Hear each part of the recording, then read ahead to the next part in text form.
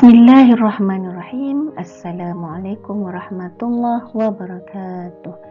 Ahlan wa sahlan dan selamat datang sekali lagi ke channel saya, channel Ustazah Anida Zul. InsyaAllah pembelajaran kita pada hari ini ialah dalam bidang fiqh. Tajuk yang akan kita bincangkan dalam pembelajaran kita pada hari ini ialah mengenai konsep solat bahagian yang pertama. Sebelum kita memulakan pembelajaran kita pada hari ini, maka terlebih dahulu marilah kita bersama-sama menadah tangan memohon kehadrat Allah Subhanahu wa taala. Mudah-mudahan ilmu yang akan kita pelajari pada hari ini diberkati dan dirahmati olehnya. Mari kita berdoa. Bismillahirrahmanirrahim. Allahumma aftah alaina hikmataka wanshur alaina min khazaini rahmatika ya arhamar rahimin. Ya Allah, bukakanlah kepada kami hikmat-Mu dan berikan kepada kami rahmat-Mu, ya Allah yang Maha Pengasih lagi Maha Penyayang. Amin amin ya rabbal alamin. Baiklah anak-anak, kita lihat apakah dia standard kandungan yang akan kita capai pada pembelajaran kita pada kali ini, iaitu di akhirnya nanti kita dapat merumuskan konsep solat dalam pelaksanaan ibadah serta dapat mengamalkannya secara beradab dan istiqamah. InsyaAllah pada kali ini kita akan mempelajari apakah yang dimaksudkan dengan solat dan seterusnya perkara-perkara yang berkaitan dengan kefarduan solat tersebut. Baiklah, apakah yang dimaksudkan dengan solat? Solat daripada segi bahasa bermaksud doa. Sesuailah dengan amalan solat kerana di dalamnya mengandungi doa-doa yang kita pohon kepada Allah Subhanahu wa taala.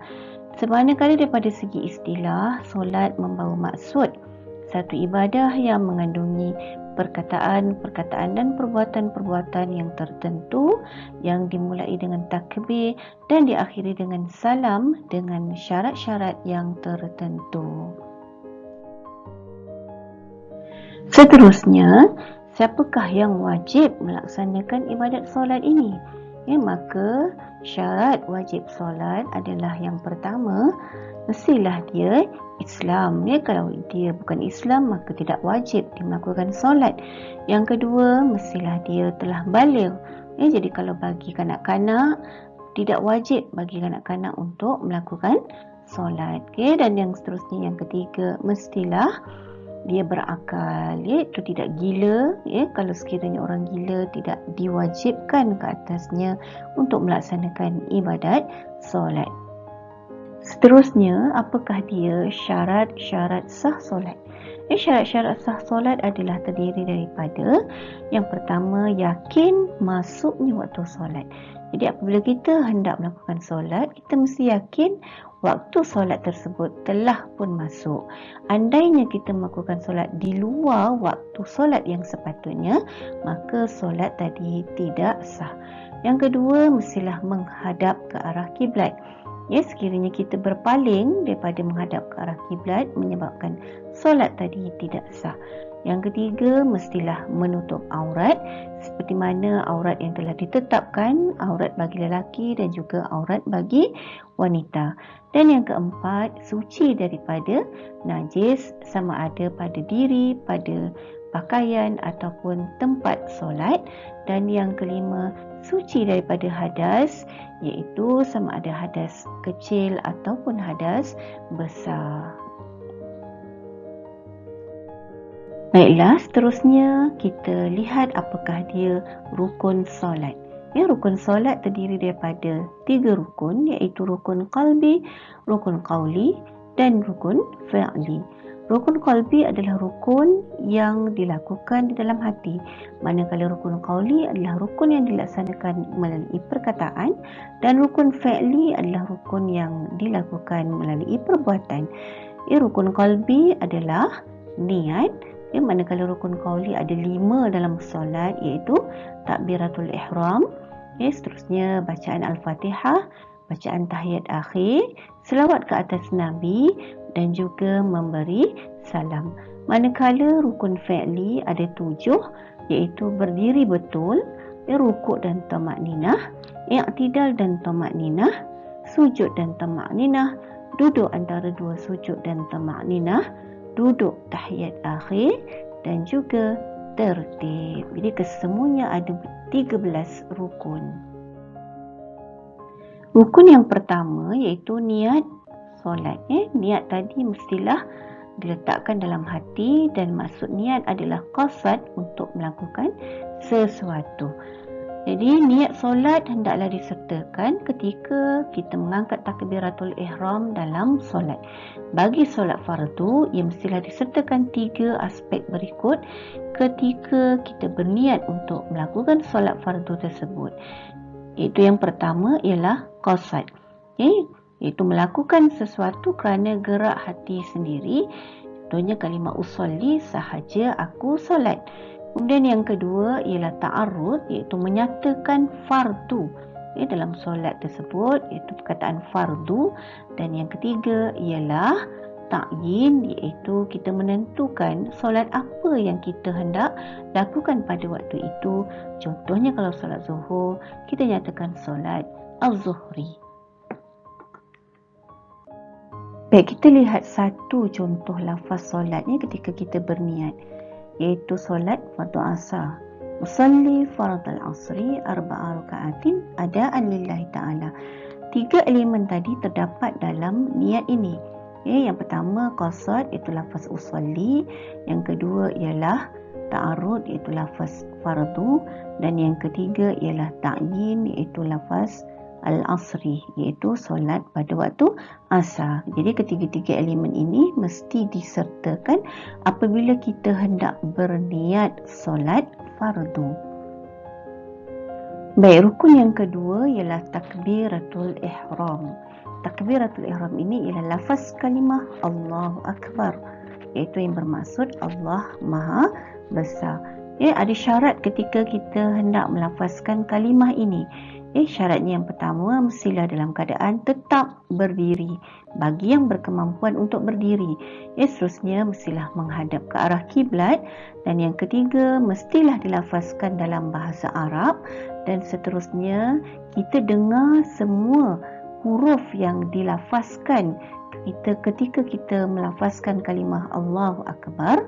Dan seterusnya ialah disertai dengan niat, iaitu niat yang telah kita pelajari sebelum ini mestilah disertai apabila kita melafazkan kalimah Allahu Akbar. Baik, rukun yang ketiga iaitu berdiri betul bagi yang berkuasa. Bagi yang uzur sekiranya hendak solat dan dia tidak boleh berdiri, maka dia boleh solat dalam keadaan duduk, dalam keadaan baring mengiring sama ada sebelah kanan atau sebelah kiri, menelentang ataupun sekadar yang ia boleh lakukan. Sekiranya tidak mampu untuk melakukan perbuatan-perbuatan tadi, maka perbuatan-perbuatan dalam solat boleh dilakukan melalui gerakan mata. Seterusnya, rukun yang keempat iaitu membaca Al-Fatihah. Bacaan Al-Fatihah ini tadi adalah merupakan surah yang pertama dalam Al-Quran. Ada syaratnya apabila kita membaca Al-Fatihah ini. Pertama, bacaan dengar dengan jelas oleh telinga kita ketika kita membaca. Kedua, bacaan tadi mestilah ikut tertib ayat. Dan yang keempat, menyebut kalimah dengan betul, sehingga tidak mengubah maksudnya. Dan yang keempat, lafaz dalam bahasa Arab. Dan yang kelima, sempurna bacaan dalam keadaan berdiri. Maksudnya kita kena habiskan bacaan Al-Fatihah dalam keadaan berdiri. Tidak boleh belum habis kita dah rukuk dan menyambung bacaan tadi ketika rukuk. Seterusnya, rukun yang kelima iaitu rukuk dan tamakninah. Apa yang dimaksudkan dengan rukuk dan tamakninah ini iaitu sekurang-kurangnya rukuk ialah membungkuk sehingga dua tangan dapat diletakkan di kedua kepala, lutut disertai dengan tumakninah.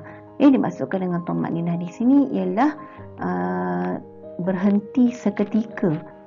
Tidaklah kita melakukan solat tadi dalam keadaan yang terkejar-kejar seperti ayam patuk padi. Jadi disunatkan membaca Subhana Rabbiyal Azim wa bihamdih sebanyak 3 kali ketika rukuk.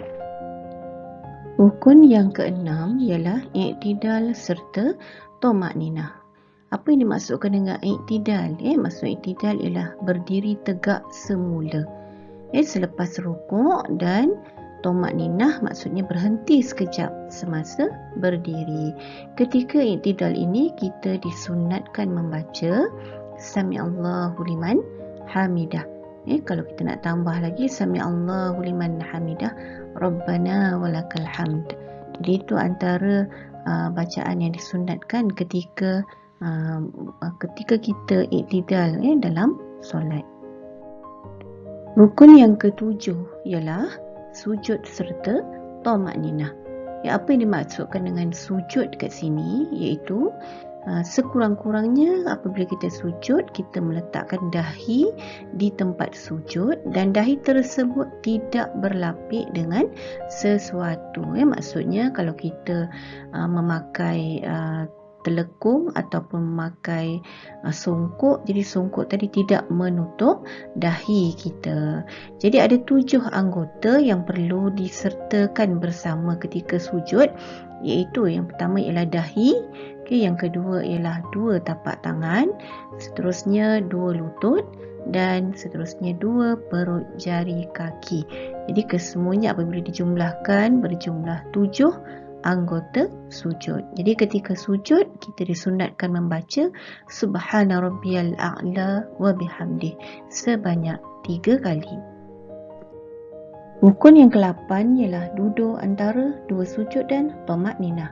Apakah yang dimaksudkan dengan duduk antara 2 sujud? Iaitu mengangkat kepala dan badan untuk duduk antara 2 sujud yang kita lakukan dalam satu rakaat ketika melaksanakan solat tadi.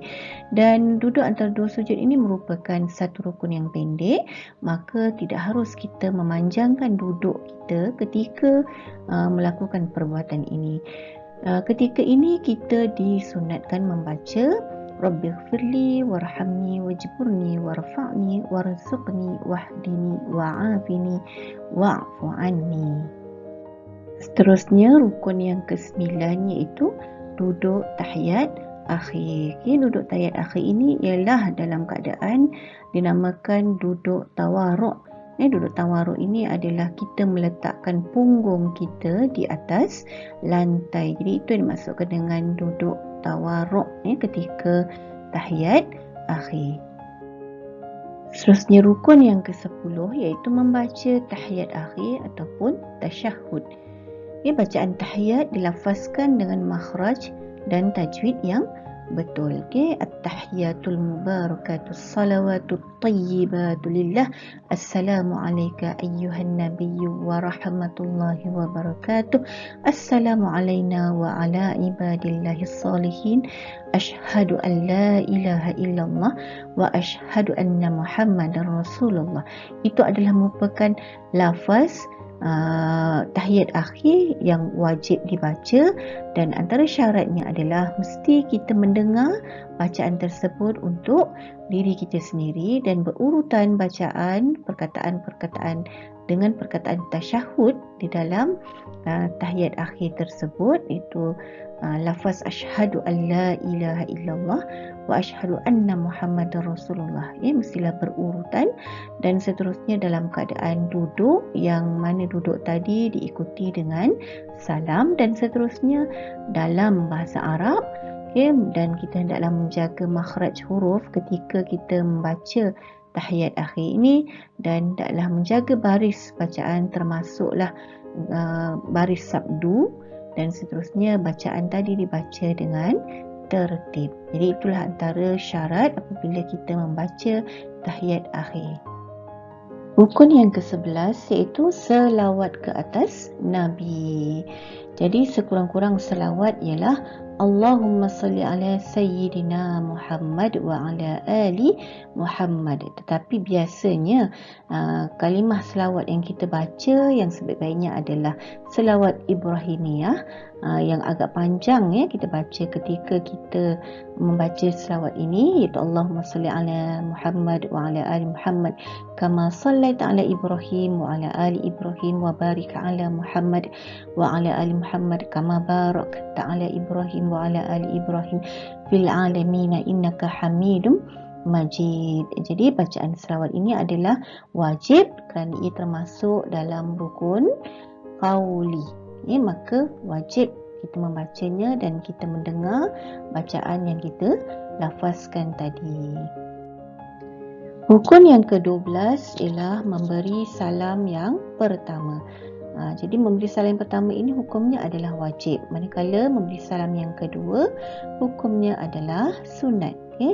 Lafaz salam ini ialah Assalamualaikum warahmatullahi. Ketika kita mengucapkan kalimah salam ini, hendaklah kita memalingkan muka kita ke arah kanan, di mana yang pelajar lihat dalam gambar. Dan rukun yang terakhir iaitu tertib. Apakah yang dimaksudkan dengan tertib? Tertib ialah semua rukun solat hendak dah dilaksanakan mengikut aturan dan urutan dari mula sehinggalah akhir. Jadi kita maknanya mana yang dahulu didahulukan, mana yang kemudian dikemudiankan. Itulah yang dimaksudkan dengan tertib.